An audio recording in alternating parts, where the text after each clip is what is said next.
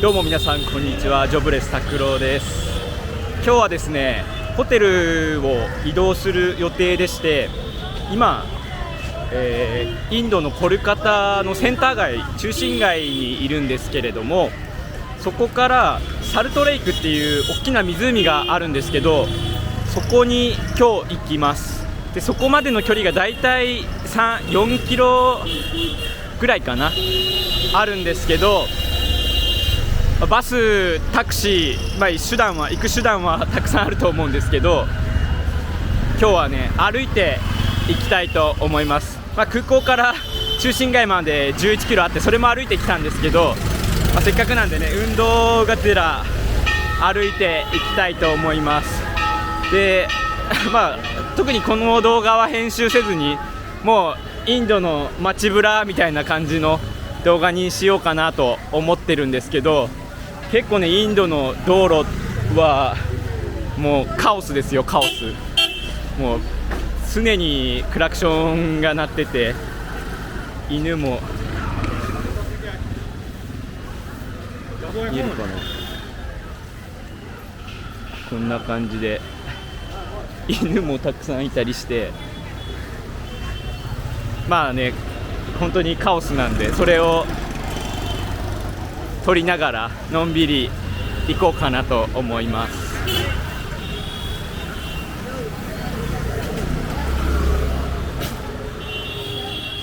結構動画撮ってて、いろんなインド人に声かけてもらうんですけど、やっぱりアジア人、特に日本人でこの髪色っていうのが目立つんでしょうね。インドであんまり髪を染めてる人っていうのはいなくって、見る人、通りすがる人みんなこうはー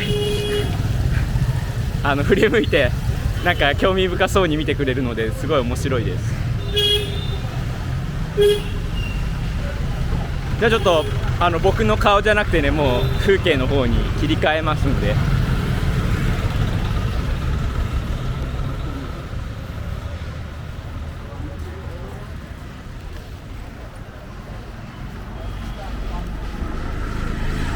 こんな感じでね、犬ちゃんはどこでも寝てます。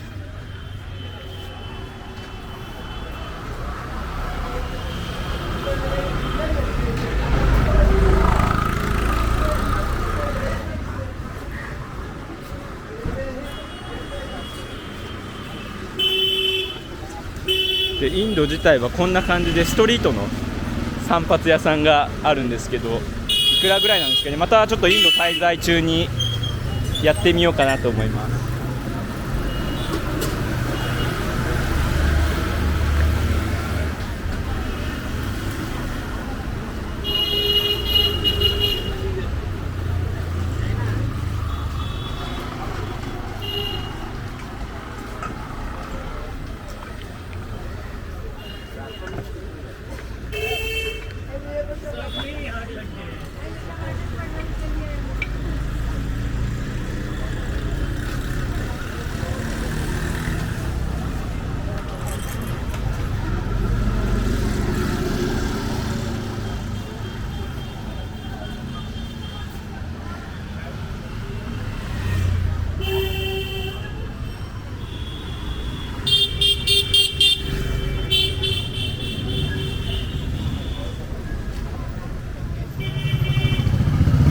挨拶してくれましたね。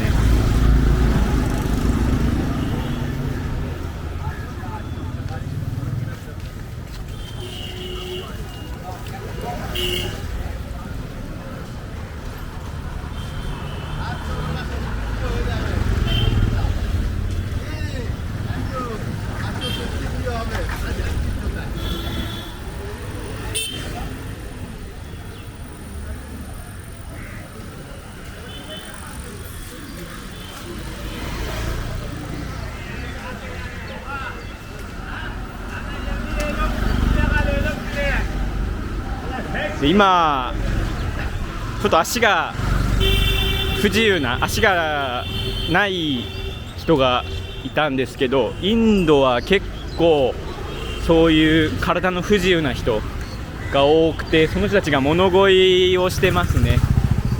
で僕今インドに来て4日目なんですけど、4日目5日目日付忘れたんですけど、一番ひどかったのは足の指が全部切れてて、それがまだ切れてる足の指の部分が新鮮というか生々しい感じで、まだ完全に治療してない肉の部分が見えてる怪我をしているような人がいて、それはちょっとひどいなと思って、でその人はずっとこう路上でもう物乞いすることもなく寝てるだけだったんですけど、インドはそういった保険の部分ですよね、健康保険の部分がしっかりしてないんじゃないかなって想像できますね。日本だとね、障害者保険みたいなのでいくらか国からの補助があったりとか医療費の負担っていうのが多いので、路上をね、外に出ててもそんな障害のひどい人に会うことはないと思うんですけど、やっぱりねここはインドなんでそういった人たちが多く見られます。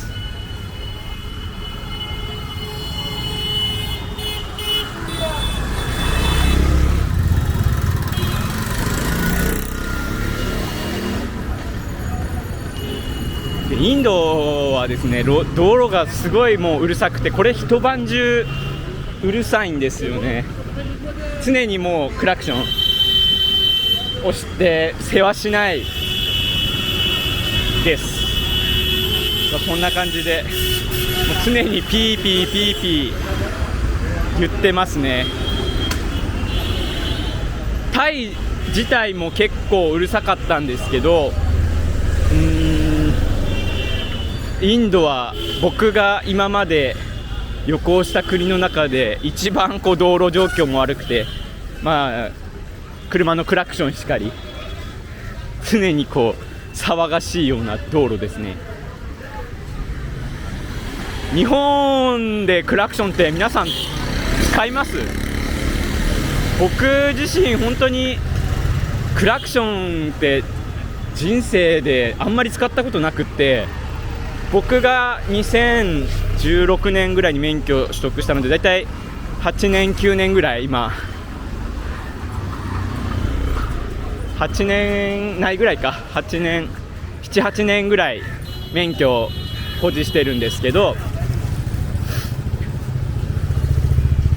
実際にクラクション使ったのってほとんどない気がするんですよね。危ない時はもちろんプープーってするか、でもしないか。危ない時は逆にブレーキの方を先に踏んで、あんまりクラクションって踏まないんですよね、僕自身。なので赤信号待ちとかしてる時に前の車が進まない、青になって進まない時とかに知らせるために一瞬だけプッて押すような感じで使うんですけど、それ以外はあんまり使ったことないですね。なので日本で本当に使う人ってあんまりいないんじゃないですかね。そう考えると日本の道路がいかに平和なのかなってしみじみと感じさせられるんですけども、恋しいですもん、僕日本の静かな道路が。でタイにいた時にトルコ人の友達ができたんですけど、彼はその直前に日本に旅行してたみたいで、その日本の不思議に思ったことみたいなのをインスタのストーリーに上げてました。でそこで彼にいろいろ見せてもらって、彼が疑問に思ったっていうのがあったみたいで、日本の道路はなんであんな静かなんだと、日本の道路は静かすぎてびっくりしたって、ね、僕自身もね今までそんなこと気にかけたことなかったんですけど、なんで日本の道路静かみたいな、いや僕からしたらね当たり前じゃんみたいな話なんですけど、世界のね人から見たら日本の道路っていうのはすごい静かで、とてもそれかつ綺麗みたいです。あとその人が言ってたのは日傘、日本人はなんで雨降ってないのに傘を差してんだっていうことを言われて、まあ僕としてはね、紫外線を避けるためっていうのはパッとこう思い浮かんだんですけど、そのトルコ人の彼からしたら雨が降ってないのに傘を差してるのはおかしいだろうっていうことで、それは紫外線を防ぐためだよって僕は伝えたんですけど、あまりこう納得してないような顔をしてて、そういうのも文化なのかなっていうのは思いましたね。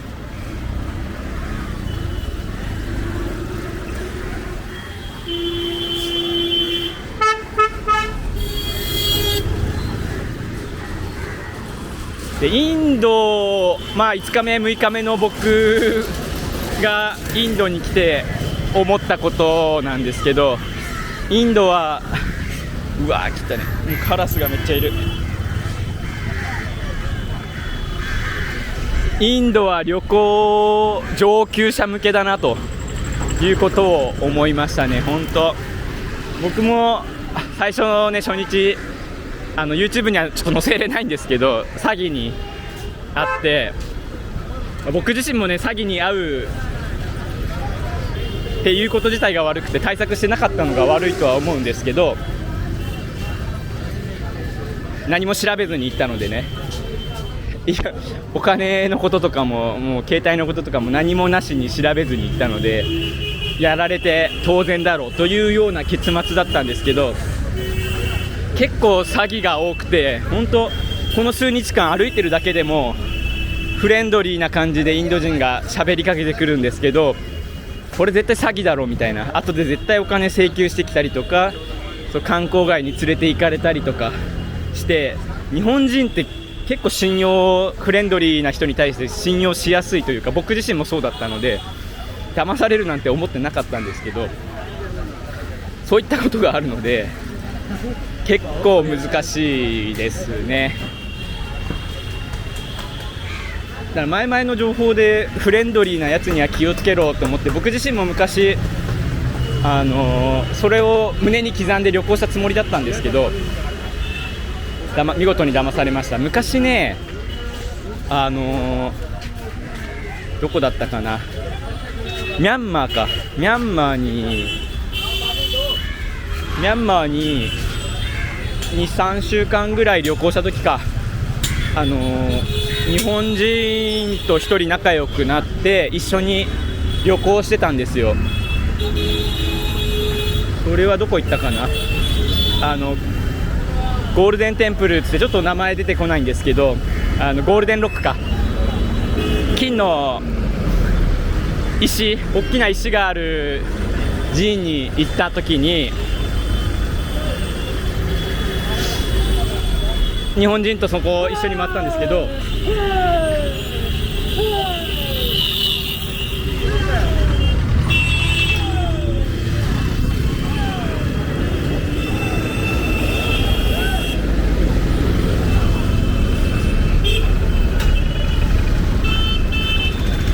ごめんなさいね、車がちょっと来てて、こんな感じで。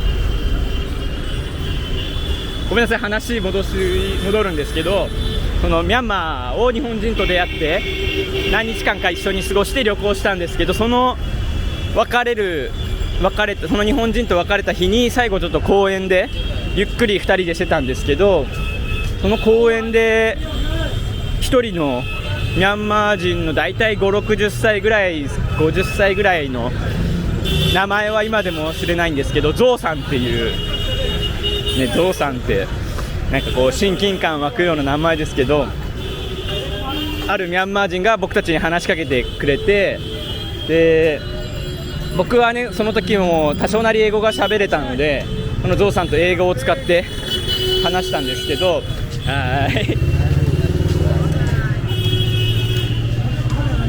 そしたらゾウさんがいろいろ連れてってあげるよっていう、連れてってあげるよは言ってないんですけど、一緒にお茶しようよと最初言ってきて、あ、いいよいいよっつって、どこ行くっつって、おすすめのカフェあるからっつって、そこのカフェに行って一緒にケーキを食べて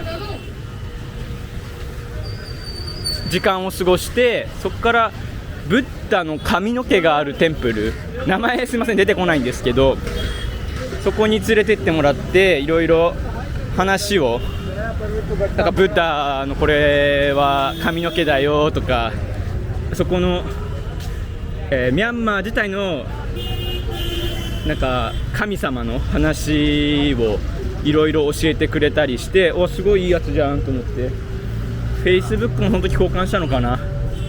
で最後も、友達だぜみたいな、またミャンマー来た時遊ぼうな、日本にいた時連絡しろよみたいな、社交辞令ではあるんですけど、その話をして、結局5時間ぐらい一緒に過ごしたんですけど、そこで別れる瞬間に急に人相が変わって、おいお前ら、俺今までお前らに親切にしただろ、お金払えって言い出して、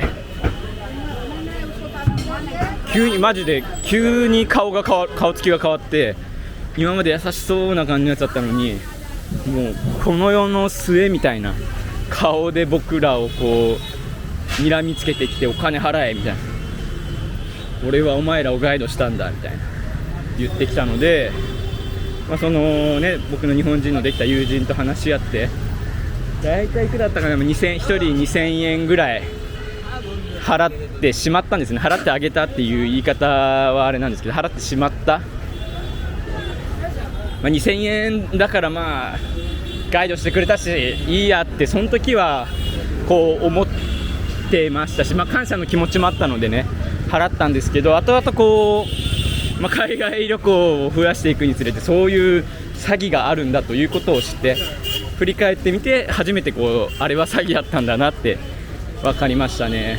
そこからこういろんな国数カ国行きましたけど、こう自然とそういう人たちってついてくるんですよ。ついてきて、どこ行くのとかいう風に聞いてきて、あそこどこどこだよって言って、俺もちょうど行くとこだったよみたいなところから入り込んで、日本のどこ住んでんのみたいな、日本のどこどこ、あそこ知ってる、俺も行ったよとか、そんな感じでこうどんどんすり寄ってきて、最終的にこうひっくり返して詐欺をするというような感じでしたね。なので、海外旅行をする人とかはそういった、観光ガイドを装うやつに気をつけろと。一番はね、こう日本語でペラペラ話しかけてくるやつに気をつけろと僕は言いたいですね。インドに来る時もそれは十分その前の経験から心がけてたつもりなんですけど、やっぱり騙されて、本当インド人すげえなって正直思いましたね。以上、インドは結局ね、観光にはレベルが高いよっていう話なんですけど、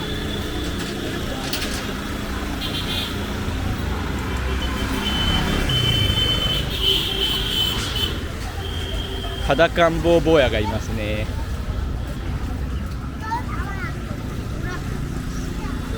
シラミを取ってあげてます。こんな感じでヤギちゃんもいますね。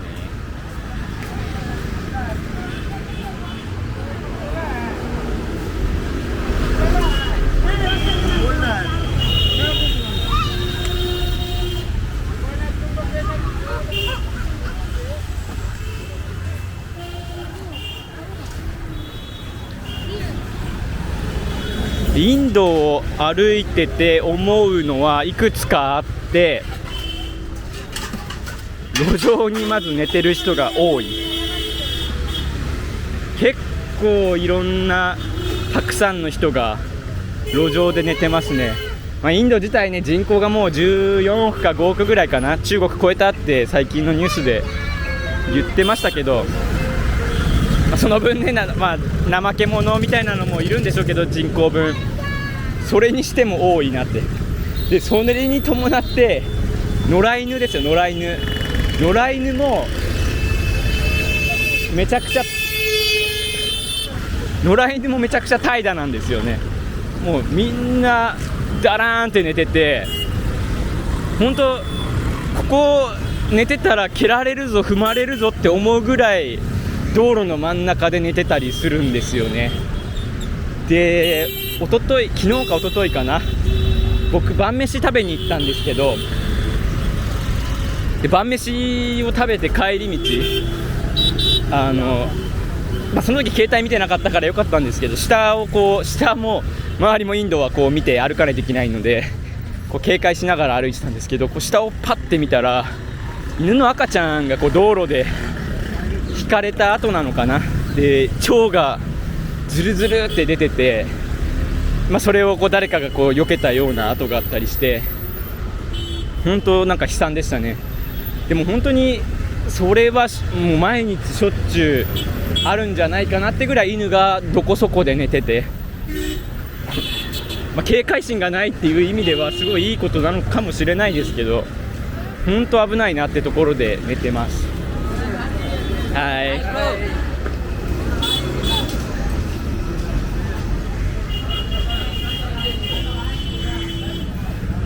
あとはインド人は男性ですかね、めちゃくちゃ唾吐きます。本当20メートル30メートル歩いたら1人は唾を吐いてるんじゃないかなってぐらいに、はい。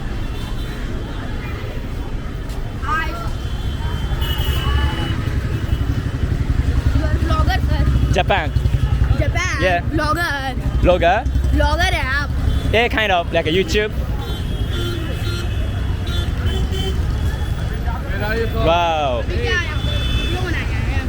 牛さんがいますね。जापान में देखा है गाय? जापान में गाय रहते हैं? Yeah, yeah.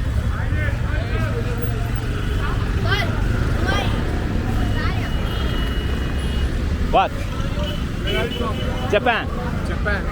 Japan from Tokyo. Yeah, Tokyo. I live in Tokyo. What are you here? Traveling. Sorry? Traveling. Are you from India for what? Traveling.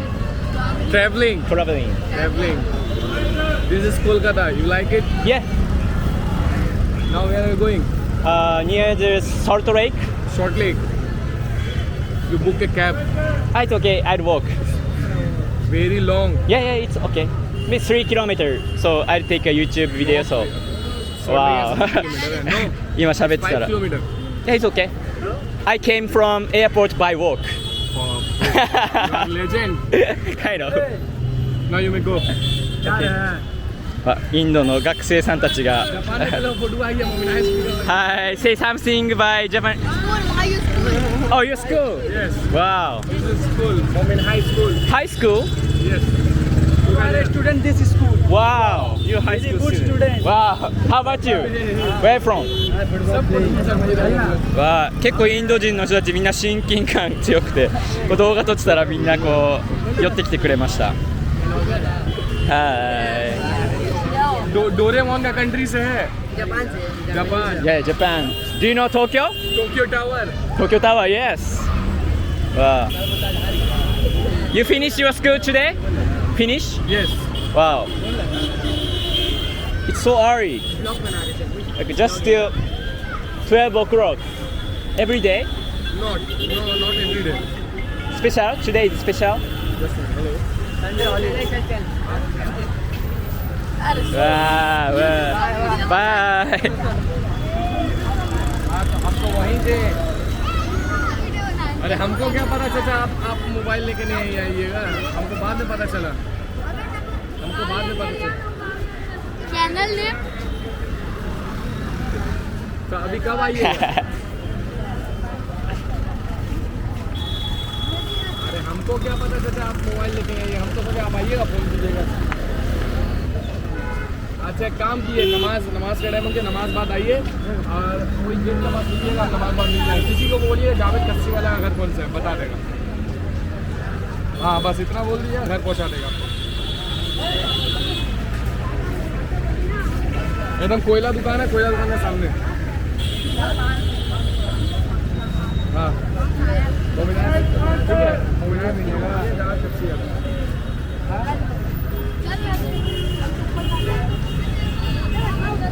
This is examination student. Examination day. So they are, how old they are? कितने साल का होगा ये लोग?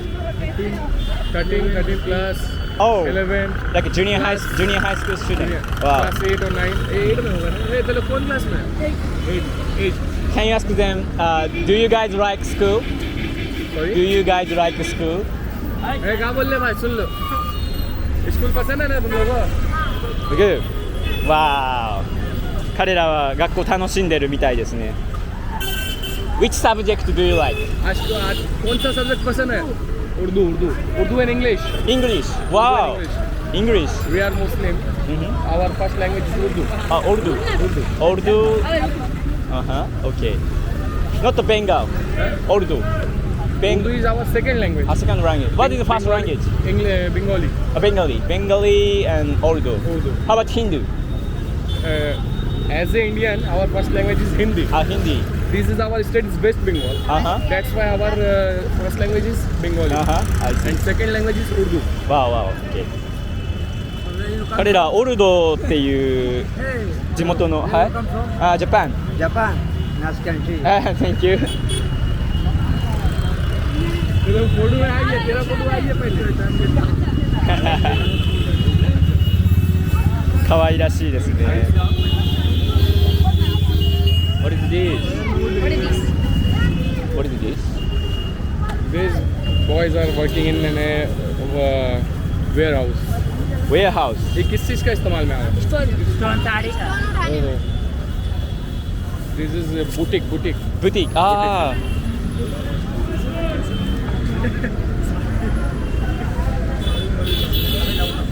Our Indian culture is ladies are wearing sarees. You know sari? Sari is clothes yeah for lady right? For lady Only for ladies. This is our Indian This culture. one This one for This is made for. これはサリーっていう女性がインドの女性が着る服の下地になる生地みたいです Shinzo Abe is your president. Sorry, prime minister. Yeah, ex-prime minister, he was killed. Ex-prime minister. Yeah, Who is right now? he was killed. Now Kishida. Kishida. You are Modi, right? Modi. It's very dangerous prime minister. In India. In India. But yeah, he have a lot of power. Only for Hindus. We are Only Hindu. Muslim. So We are Like a- surviving very discrimination to discrimination. Really? How serious? Our sorry. How like a serious? How hard? How to treat You know Modi? Manipur. You know Manipur. Our one state is Manipur. Manipur.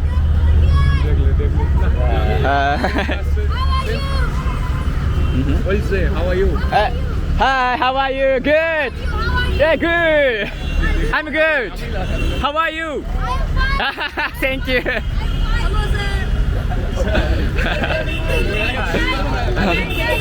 すごいパリピだインドの元気な少年がバイバイ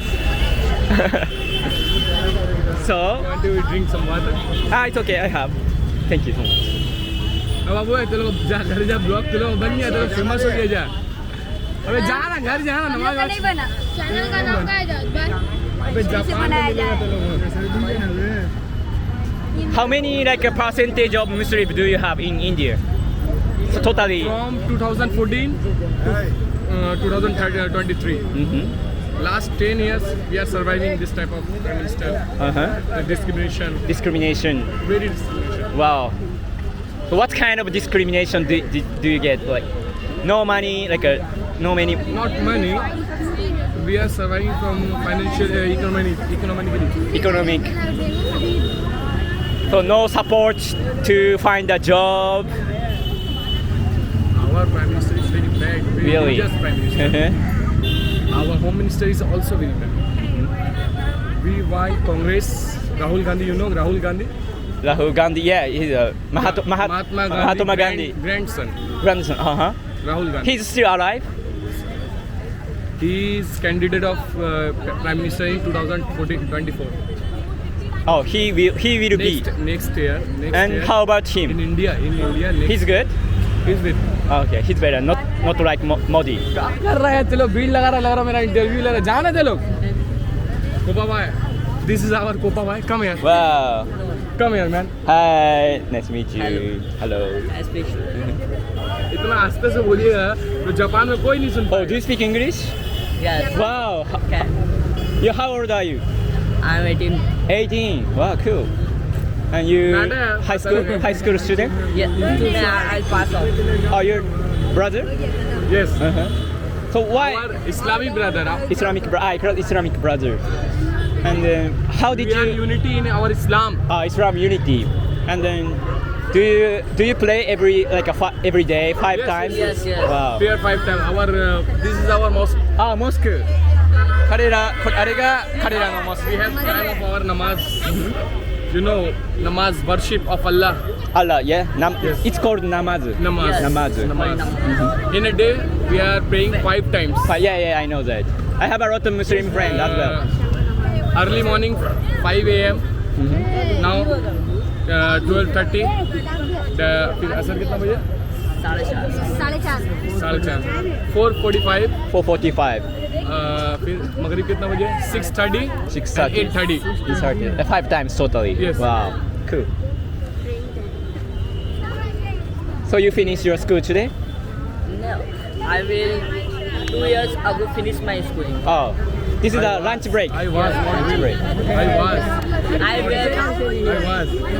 he's passed out from school now he's joining college Oh, college student. College में पढ़ता है अबे बहुत देर लगी अबे जा तेरे जाめちゃくちゃ近い。 कम यार इसको अपना नाम का स्पेलिंग नहीं आता है वाह. तेरा भाई कहाँ है तेरा भाई इधर आ इधर आ चलो नमाज पढ़ेंगे वाह. okay all from masjid we are going to masjid for prayer meet you again Yeah. Thank you so have a much. great day Yeah. welcome to India Yeah, thank you so much. चलो हो गया Thank you so much. Yeah. Wow, wow, wow, wow, wow, wow, wow, wow. Nice. Thank you. Bye. Assalam. Assalamu alaikum. you say walaikum assalam Walaikum assalam. Walaikum assalam. Walaikum assalam. if anybody say you assalamu alaikum you say walaikum assalam Walaikum assalam. Walaikum assalam. चलो हो Okay. गया ब्लॉग बन गया Walaikum assalam. Donnobat.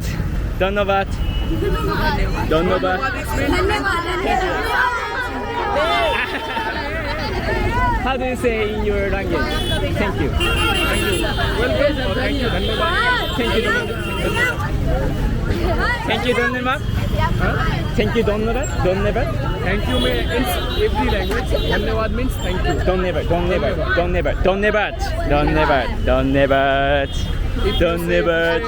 How are you that's mean कैसे हैं आप कैसे हैं आप? That's mean how are you कैसे हैं आप? अच्छे हैं अच्छे, good. अच्छे. चलो हो गया बाबू ब्लॉग बना लिए तो लोग अच्छे. जापान में फेमस हो गया डोरेमोन तेरे को देख ले चल जा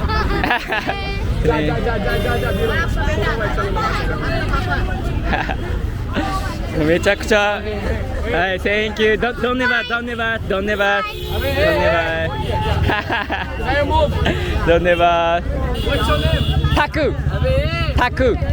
Yeah. Taku. Taku. Do you know Dragon Ball?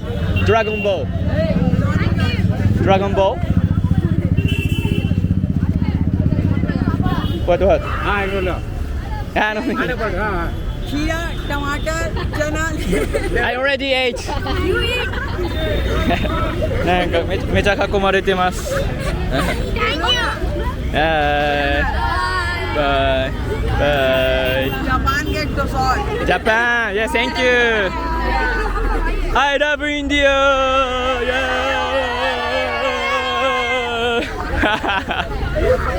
Okay. Donnebat. It's okay. I'm cool. I already ate. Thank you.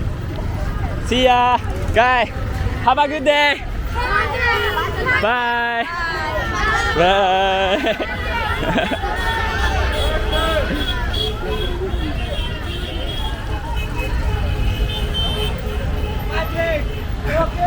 インドに、もうインド人めちゃくちゃ親しい。さっきね、インドは観光客におすすめしないと、レベルが高いっていう風に言いましたけど、こんな感じでね、親近感は日本人に対してすごい親しく、すごい日本人に対して親しくしてくれるので、こんな感じで気軽にコミュニケーション取ることはできますね。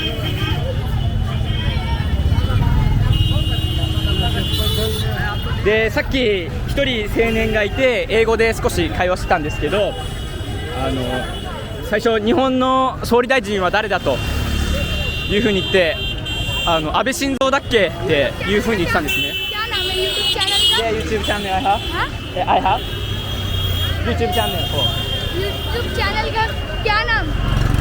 name you mean Name. Jobless Takuro Jobless Takuro Jobless do you mean no job no job Jobless Jobless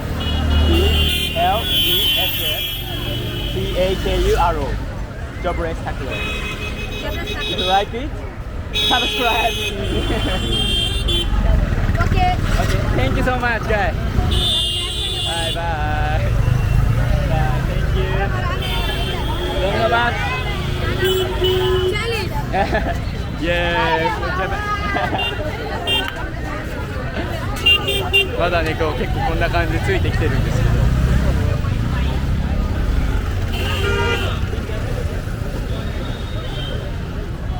ど。で、彼がね。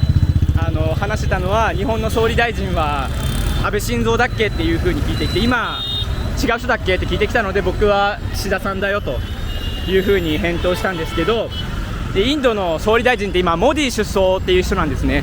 で彼自身は結構世界で権力を僕自身は持ってるのかなって思ってて、インド自身の国内でもいろんな財閥とこう、賄賂的な政治だとは思うんですけど、インドの国力をねここまで上げてきたので、権力的な面ではすごい力のある首相だなと思ってるんですけど、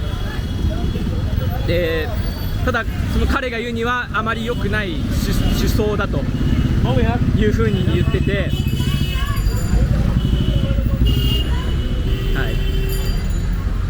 でそれはなぜかというと、彼はヒンドゥーに対してはヒンドゥー教徒に対してはいいのかもしれないけど、ムスリムに対しては差別的な政治を行っていると。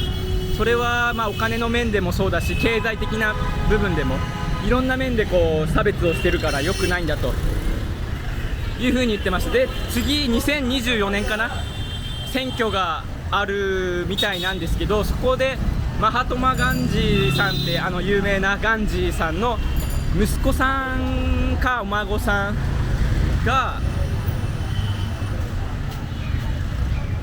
次の総理選に大統領選に出馬するみたいで、その人はまあまあいいよというような話をしてました。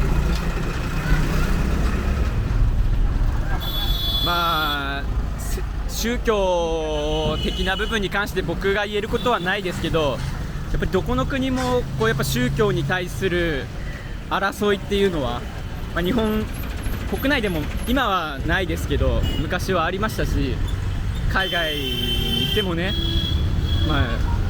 ユダヤのことだったりとか、いろいろ民族的な争いとかもいろいろ絶えないですけど、こういう人たち、こういうふうに阻害される人たちも少なからずいるんだなっていうことは知っておいてほしいかなと思います。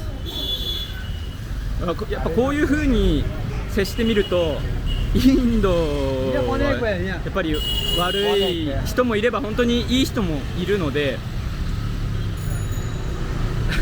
観光レベルはすごい高いですけど、やっぱり一度はやっぱ来てもいいのかなと思いますね。本当なんか浅い言葉で申し訳ないですけど、こうインド来たーみたいな気持ちになりますね。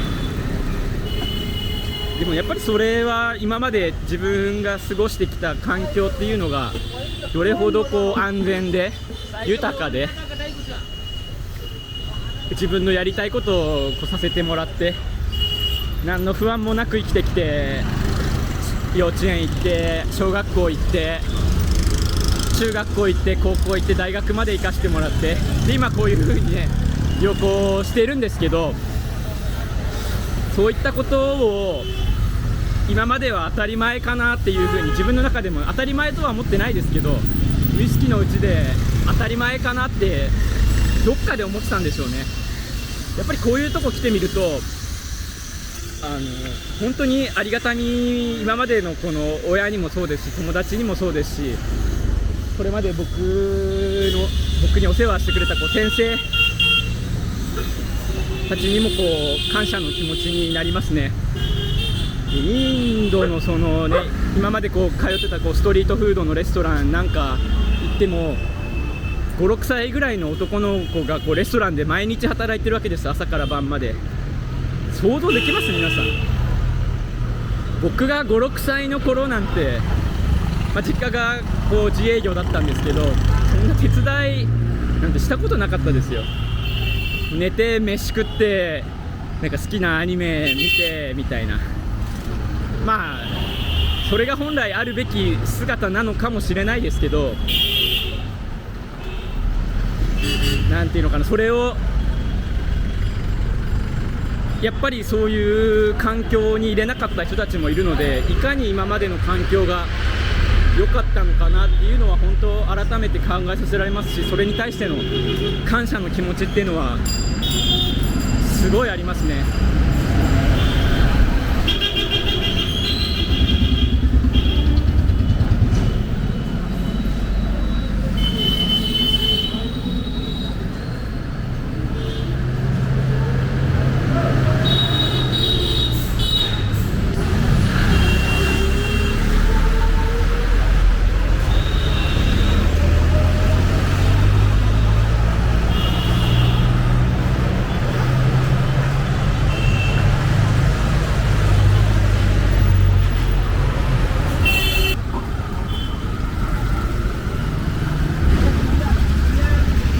インドはあとこういう感じで街のあらゆるところに男性用立ちしょんべんトイレが多くあるんですけど、逆に言えば女性用はどこにあるのかなって個人的に思いましたね。男性がインドでおしっこしてるのはもう本当100回ぐらい僕この数日間で見たんですけど、女性用のトイレがあってそこに女性が入ってるっていうのは正直見てないですね。もう勝手な推測なんですけど、これは、インドは女性のへの差別っていうのがあるのかな。まだそこからこう男性優位社会がまだ特にベンガル地方はあるみたいなので、そういったところで女性がトイレする環境っていうのが整えられてないのかなと、もしかしたらあとは公衆的な場所でトイレをしたら、危険っていう理由から作られてないのかなっていうのも推測できますね。結構、入籍な知識にはなるんですけど、インド自体はレイプみたいなのが多いというふうに聞くので、女性がそういうところで公衆の場で、より肌を露出させるようなことがあったら、そこにまた男性が来て何か事件が起こるっていうこともなきにしもあらずだと思うので、そういった観点からもしかしたら作られてないのかなというふうに勝手な推測ですけど思いました。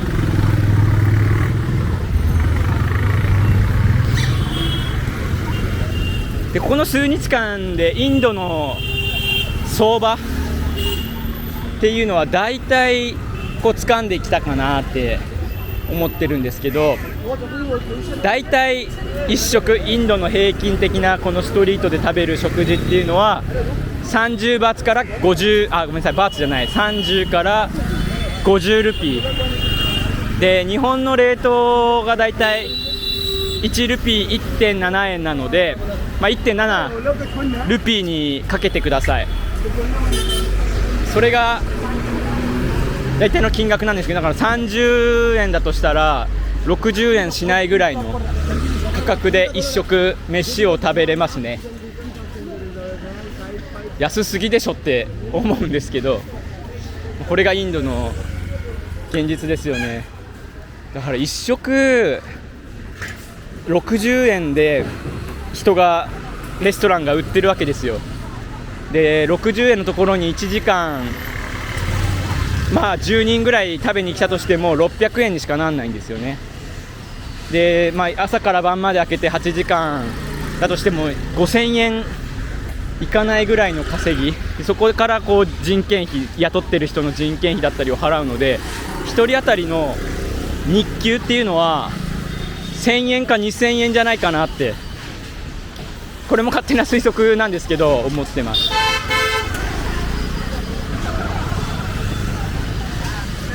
日本がね、今最低時給1000円だよとかっていう風なニュースが僕も直近見ましたけど、インドは1日の日給が1000円ぐらいだよっていうことはほんのね、心の中に思い浮かべていただきたいですね。もちろん物価とかもね考慮したら全然価格的には安い高いとかっていうことは言えないんですけど、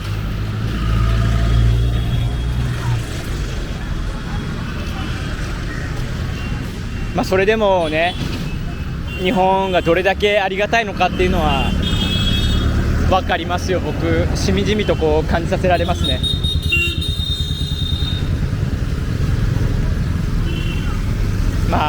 岸田さんもね、今税金増税するとか言いますけど、僕もね会社員時代やってる時、こんな税金引かれんのみたいな、ボーナス数十万もらっても十数万そこから持っていかれるのって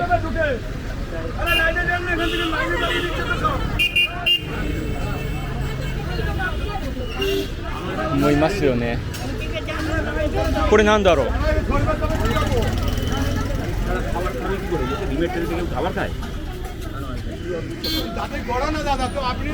なんかわかんないですけど、おそらくなんていうのかな、こういうのドネーションみたいな、炊き出しか、なんか炊き出しみたいな感じか、タッパーを持ってきて列に並んでいる人たちがたくさんいますね。結構いろんな人が並んでます。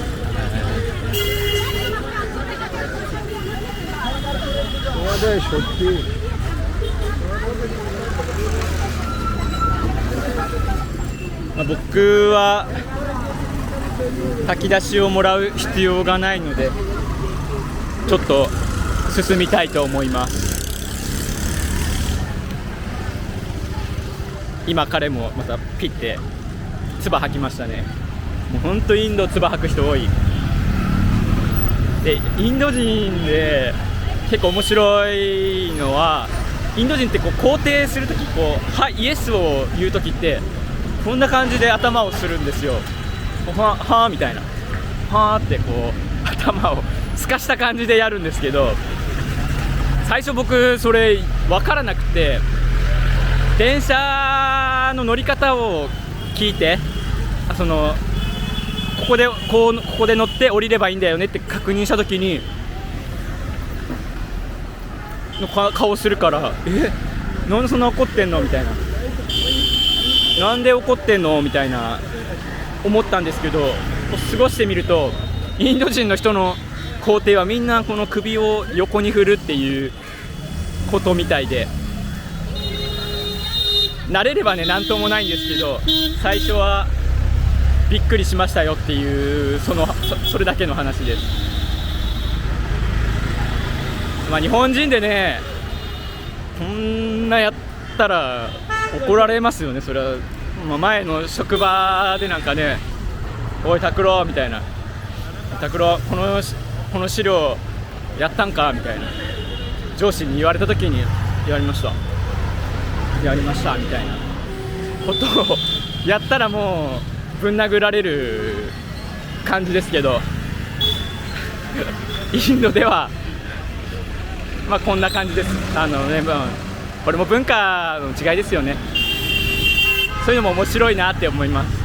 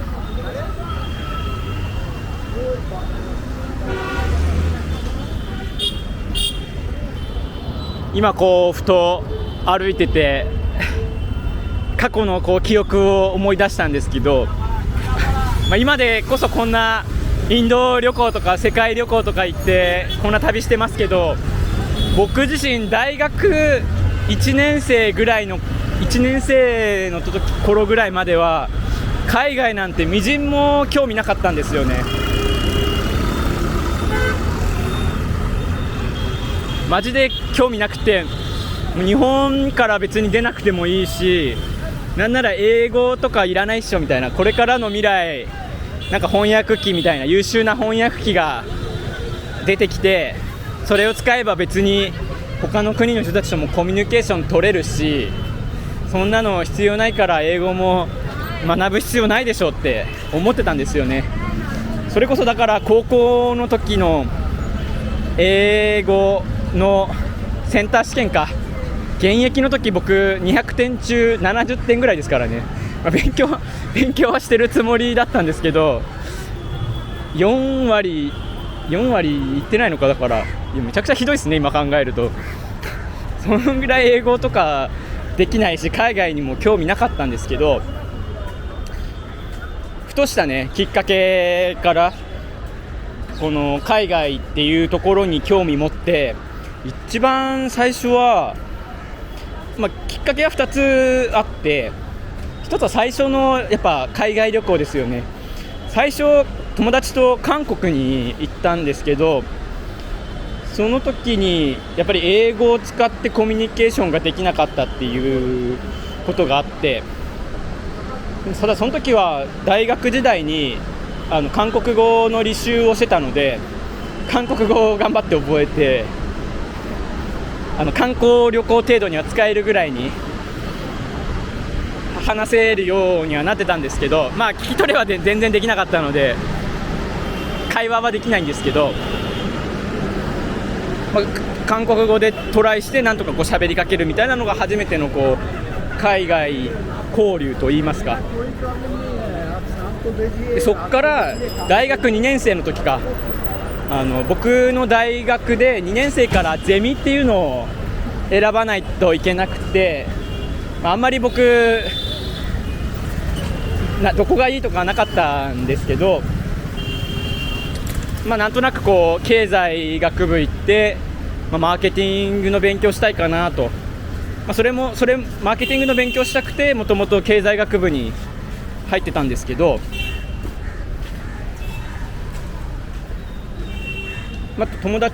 寮の友達が勧めてきてくれて、その国際経済学ゼミっていうのがあるよと。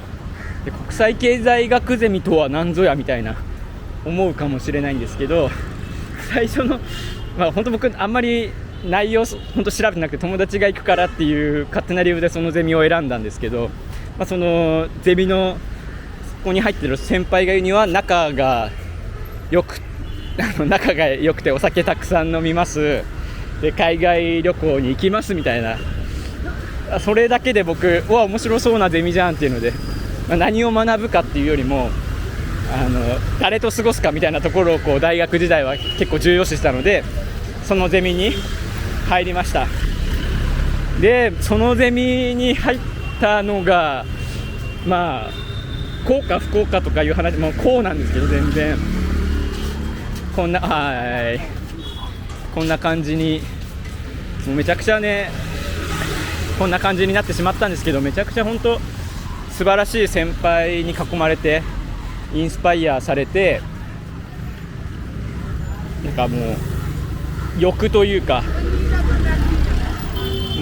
何人かね、数名海外に出てる先輩たちもいるんですけど、そういう人たちの影響を受けてもっと僕も海外でいろんな人と話せたら面白いかなとか、そういう風に思って、その時ね英語も全然話せなかったので、英語話せない自分にコンプレックスを抱いて、英語が話せたらもっとなんか世界が広がるんだろうなとか、英語が使えたら自分のねまだコミュニケーションの幅も広がって、正直僕の浅はかな考えではあるんですけど、英語が使えるってだけで70億人の人と会話できる可能性があるっていうことですよね。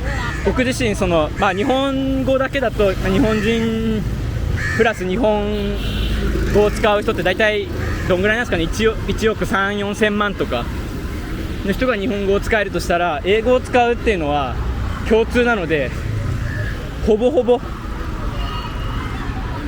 いろんな国の人たちとコミュニケーションを取れる可能性が広がるわけですよ。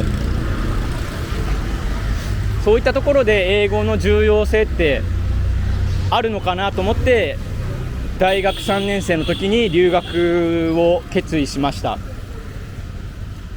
で最初、留学する学力もなかったので、日本で言えば交換留学とかいう手段がありますけど、僕の大学だと TOEIC も600点か700点以上で、僕が最初410点とかだったかな、 TOEIC 大学入った時は。でそこからなんか運よく500点ちょっといったかいってないかぐらいの点数だったんですけど、到底留学できるレベルではなかったわけですよ。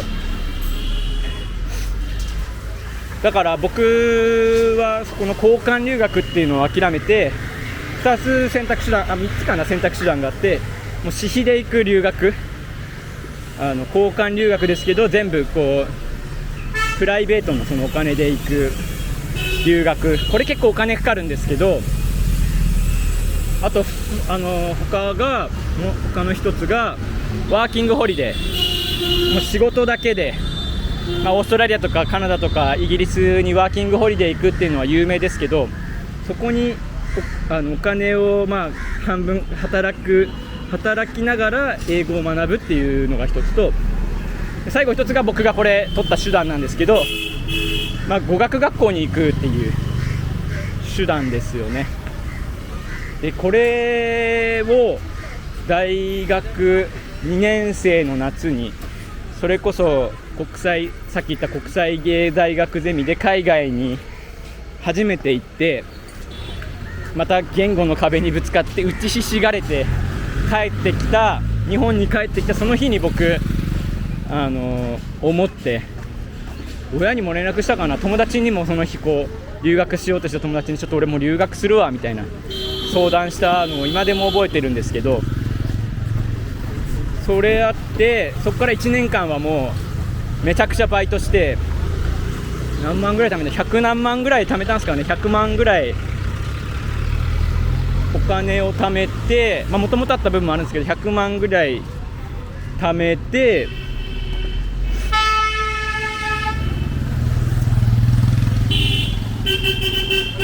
100万ぐらい貯めて、そこから1年後に3年生の夏に大学の単位を全部取り終わって、ほぼほぼ1年間の留学をオーストラリアにしに行きました。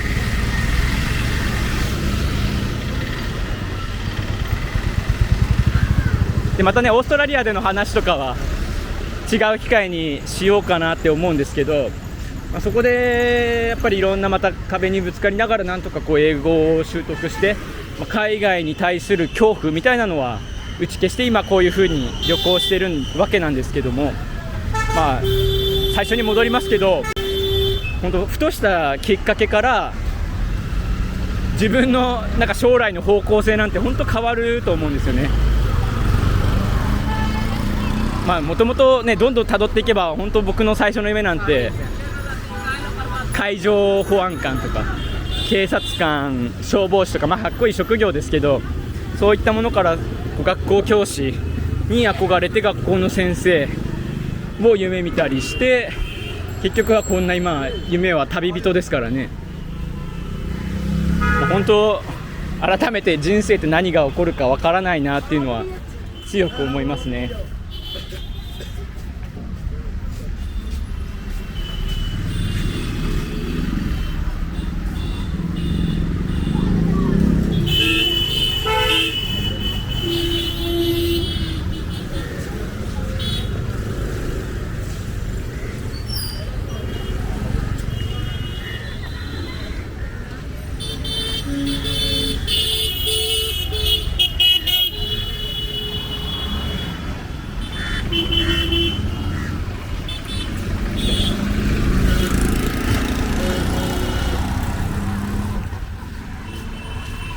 あと、僕が言うのもなんですけど、結構本当世界の人誰にでもこれは当てはまることなんですけど、夢と希望を持って生きてほしいなっていうのは強く思います。それは本当にどんな夢でもいいんですよ。些細な希望でもいいんですよ。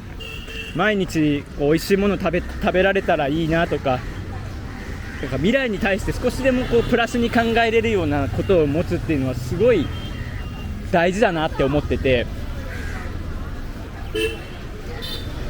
これがあるかないかで人生の考え方っていうのは大きく変わるんじゃないかなと個人的に思ってます。海外に行くと仲良くなった人たちに聞かれるのは日本の自殺率についてですよね。僕もちょっと統計的にはパッと出てこないですけど、確か日本の自殺率っていうのは韓国に次いで世界2位だったかなというふうに思います。で、なんで日本って自殺率高いのみたいないうふうに聞かれるんですけど、答えはね、一つじゃ一概には全部一つとは言えないんですけど、やっぱり根本をたどるとやっぱり希望とか夢がなくなってしまったのかなと、もしくは失われてしまったのかなということが原因で自殺に走ってしまうんじゃないかなと考えてます。もちろんね、その会社が辛いとかいじめにあってとかお金を失ってもう人生どうしようもないよとかいうふうになことが原因で起こるかもしれないんです。その自殺してしまうかもしれないんですけど、やっぱりその原因の根本の部分っていうのは申し上げたように夢と希望を失ってしまってるからと思います。インドなんてね、多分皆さんが貧乏だって思ってるよりも貧乏な人がいますけれど、彼らも、頑張ってるのか分かんないですけど生きてますし、普通に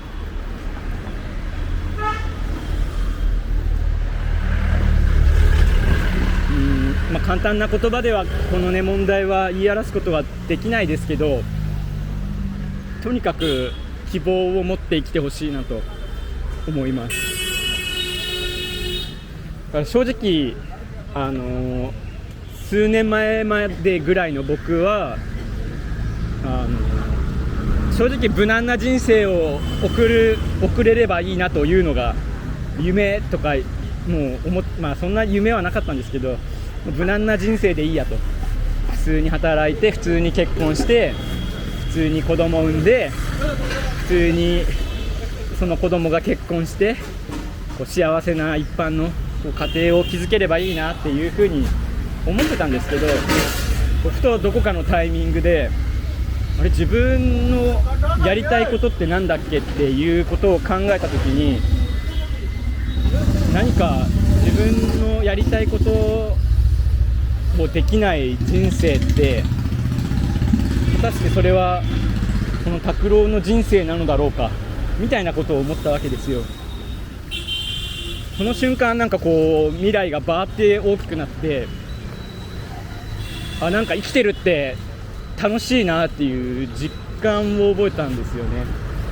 それこそだから旅してる自分も好きですし、そこからこう派生してこの旅をしててこうみんながまたそこにつられて好きなことをねやってくれるっていうのは僕にとってもまた嬉しいことですし、それがね別に僕みたいに仕事を辞めてまでやれっていうことではなくって、こうちっちゃなねこう土日ちょっと出かけるとか、そこで美味しいものを食べるとか、ちょっと日常とは違った経験をしてみるとか、ほんと些細な、昔の友人に連絡してみるとか、あまり連絡取らない家族に連絡してみるとか、そういったこう周りでそういうところってこうなんか小さな幸せにつながるんですよね。そういった幸せの積み重ねが結局希望だったりとか夢っていうのを生み出していくと思うので、人生負けずにみんな生きてほしいなって思います。インド人も生きてるんですからね。ここからインドよりひどい国に僕は行くのか分かんないですけど、まだまだ世界には自分が思いがけないような人もいれば、いろんな人もいると思うので、何が言いたいのか分かんなくなってますけど、とりあえず結論は夢と希望を持って精一杯生きようということですね。これだけです、僕が言いたいのは。動画を僕のねこれまでというかこれからの全然出してないよ、これからのその動画っていうのも何かこうみんなに夢と希望持つことになるきっかけを作れればいいなと思って動画制作を頑張りますので、時間はね面白くないはあると思うんですけど、時間がある人は暇つぶしにでもこうダラダラ流しながらでも見ていただきたいなって思います。かわいい猫ちゃん。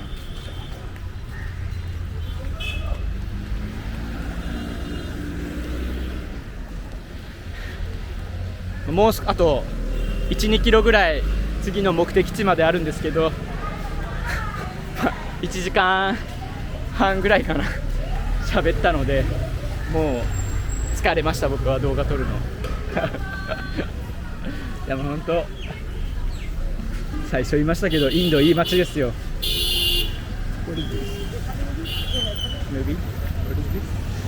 カメラ。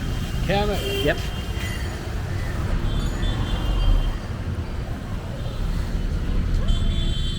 もう編集なしの垂れ流しムービーにして視聴者がどんぐらいいくか逆に楽しみなんですけど、もう3人ぐらいだろうな見てくれるの一人語りのただのインド動画を流してみたっていう